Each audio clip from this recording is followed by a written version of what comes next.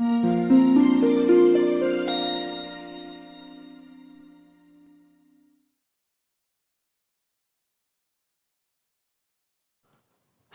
ابتسامتي. جلس تميم أمام الطاولة ودفتر ذكريات الأسرة في يده، فتجمعت في مخيلته أحداث الليلة الماضية التي زينها اجتماع الأهل والأصدقاء احتفالا بعيد ميلاد والده.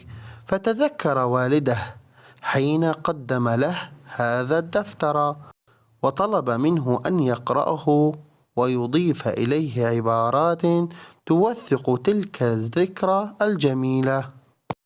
بدأ يقلب صفحات تحتضن ذكريات أسرته الماضية موثقة باليوم والتاريخ حينا، وبالصور أو القصاصات حينا آخر. لفت انتباهه صفحة تتوسطها صورته وقد كتب إلى جانبها: اليوم أتم تميم عامه الأول، كم أنا متشوقة لذاك اليوم الذي أوصله فيه إلى مدرسته.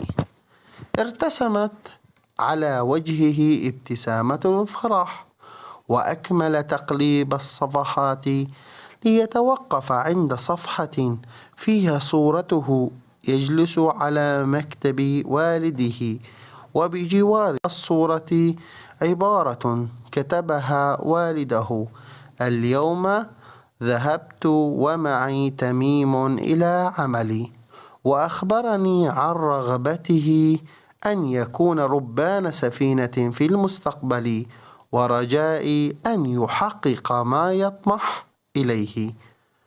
صفق بيده وتذكر السفينة التي قدمها جده له في العيد كي يشجعه على تحقيق حلمه، فبحث بسرعة عن ذكرى ذلك اليوم، فوجد إلى جانب ما كتبه جده عبارة خطها صديق للعائلة: سعدت بزيارتكم، أنتم أسرة متعاونة لا تنسى.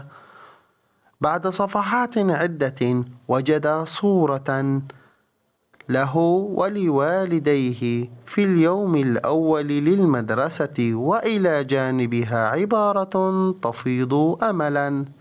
ثم اختار صفحة بيضاء وكتب عليها: محبتي لأسرتي لا تتسع لها السطور، وعهد علي أن أكون سر ابتسامتها الدائمة.